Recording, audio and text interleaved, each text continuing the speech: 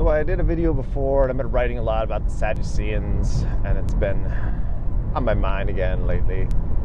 And it's definitely something I want to complete because I feel like it really has to do a lot with where we're going prophetically and what's happening now politically, but kind of understanding the history, which is kind of what I did in part one, and then I was thinking about.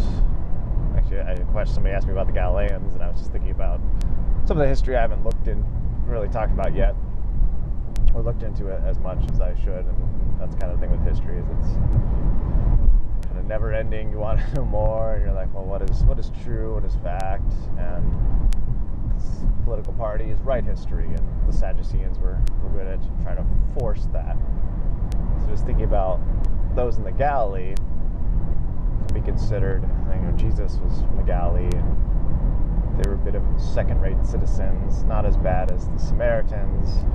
But if we look at other parties like those in Idumea, because eventually those in Galilee and Idumea and different political parties in Judea kind of all gathered, culmination of 70 AD to fight Titus and his armies, and were too busy fighting over the temple and the priesthood. When it comes to the Sadducees, it always comes back to holding on to the priesthood. Ever since the time of the Maccabees, even before, that's what they have been obsessed with. So I wrote a lot about Alexandrinus. We talked about him last time in the last video. And being one of those guys that set up, he's the one who conquered Idumea, subjugated them, put them under kind of Jewish, law. And we have the Galileans, who are often considered Jews, but sometimes we're not, because they're still living in the northern kingdom. So a lot of Jews, even though they were probably from, like we look at Jesus, Joseph was of the tribe of Judah. And most people think Mary was a Levite. They're both of Judah. We get the term Judea kind of encompassing this whole land of Israel, which was just coined by the Romans. We have when Pompey conquered the land of Israel, I think it was around 67 BC, and then eventually Herod the Great being set up. That's kind of the end of the Hasmonean dynasty, where the Herodian dynasty began. And it was pretty much under Herod the Great for a while, because he was in tight with Mark Antony, and he was allowed that control. And after his death, and there was so much war and division, that's when Rome really stepped in and got more involved with what was happening in Judea. But they just call it Judea. They don't really have the understanding of, okay, there was the southern kingdom that became Judea, or Judah. That's where we get the term Jew, and the northern kingdom. I'm just thinking of Jesus, even though he was of the tribe of Judah, when he came as a suffering servant, he was considered Messiah ben Joseph, which is interesting because he came from the land of Ephraim, right? Which is Joseph's tribe. His two tribes, Manasseh and Ephraim, were his two sons, which would have been the tribe of Joseph. The 12 sons of Jacob. He just got kind of a double share. It was split, if you will. Which are one of the two biggest land pieces, especially Ephraim. And this division of the splitting of the kingdoms between Rehoboam and Jeroboam after Solomon's death, we have all these political things. So they definitely didn't like the Samaritans because they weren't subjugating to the Sadducean doctrine, if you will. Like, they had their own temple. They had their own temple even since the Northern Kingdom, and they changed names even at the time of Antiochus IV. They called it the Temple of Jupiter Hellenus. They switched back and forth. They would say they were Jews, then they would say they were Arabs, and then partially true, partly false. Reminds me of Abraham and calling his wife his sister sometimes, when it fit. Just trying to escape conflict, if you will. It's kind of the Jewish way. So a little important history there, I feel, with just these other parts that were under different rulers, because we had Roman control in Jerusalem and Judea. Then we had, across the Jordan was actually where Herod the Tetrarch would have been reigning at the time of Jesus, and he controlled the Galilee. So it's a little confusing. It's like, that's not even close geographically, but that was the region he was given to control. Tetrarch means four, so there was four other areas that were controlled by different people. We had the Decapolis in the north, we had Idumea that was south, and Idumea would have been, which was where Herod is from, right? He's part Edomite, and I'm sure he had some say in what was believed about Idumea, because he had the ear of the Sadducees. He kind of like, I'll put you in charge, I'll make you high priest, but scratch my back, scratch your back, one of those deals. And the Sadducees, just so hungry for power, they would play along with that. So Herod the Tetrarch, I think it's an important point to point out. Important point to point out is he wasn't actually in Jerusalem as a political figure at the time of the Passover, or Jesus' death. He's there. Why is he there? Because he's still a Jew. He's celebrating Passover. He's, a lot of these people would celebrate the feasts, but still be terrible people, right? Herod the Tetrarch was not a good guy. He killed John the Baptist. He had that whole thing with Salome. It was just weird. He divorced his original wife, married Mariamne. I think that's right, Mariamne. But still would pretend to keep Torah kosher, majority for the pilgrim feasts. So that's why he was there. So it's not like they had to trek Jesus all the way across the Jordan to Herod's fortress. It was kind of back and forth just in Jerusalem itself. That's way off topic, but just giving the landscape of how strange politically Judea is at the time of Jesus.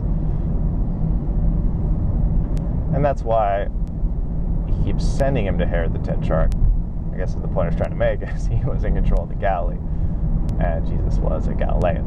So he was under that rule, kind of specifically. He's like, oh, he's Galilean, send him to Herod the Tetrarch. Whereas those of Judea would be under Pontius Pilate, because that was more under, it was all under Roman rule, but they had to kind of keep this pretend going on. And that all went out the window when all the revolts happened. And the Galilee was the first revolt, actually. They first got, because they're more north, so of course Rome came through the Galilee first and burned and destroyed it. I think even Josephus, the historian, was from the Galilee, and that's where he was captured and told Vespasian that he would become emperor. So Vespasian kept him around, and they went on their way. Well, Titus went on his way.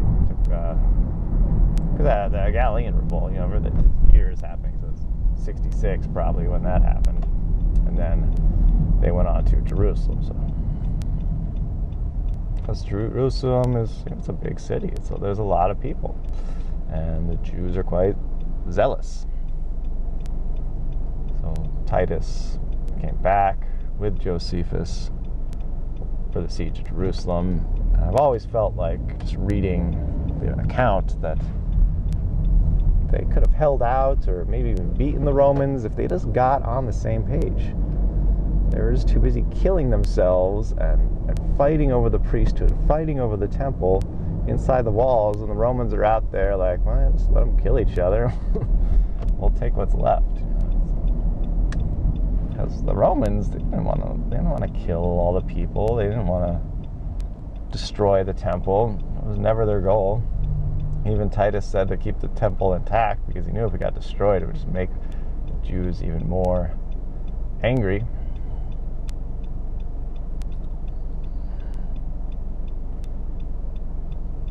Which it did. We had a couple more revolts, and eventually they weren't even allowed back in Jerusalem at all, or in Israel at all. And that's when we have kind of like the scattering abroad out of the land. And the question is, what happened to the Sadducean beliefs there? Because I think they kind of morphed into something else, something we see today, and that's a future video. And it all comes back to their belief on the resurrection of the dead. They didn't believe in that, right? The Pharisees did. And the Pharisees were kind of close to what Israel had believed since Israel was a thing, since Abraham, since Jacob. The Sadducees brought on a new doctrine that hadn't really been seen, and it all had to do with them controlling the priesthood. In fact, repeated 1,000 times.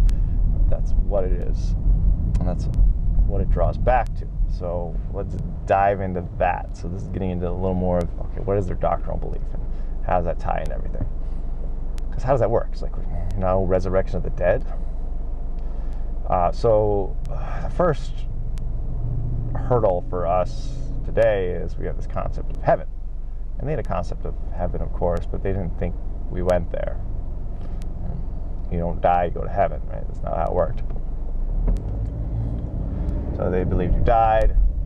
Different beliefs on, okay, sometimes you just cease to exist and God comes to bring you back, or you go to this holding tank called Abraham's bosom or Sheol, and there was separations of Sheol that we see kind of in the parable of Lazarus and the rich man.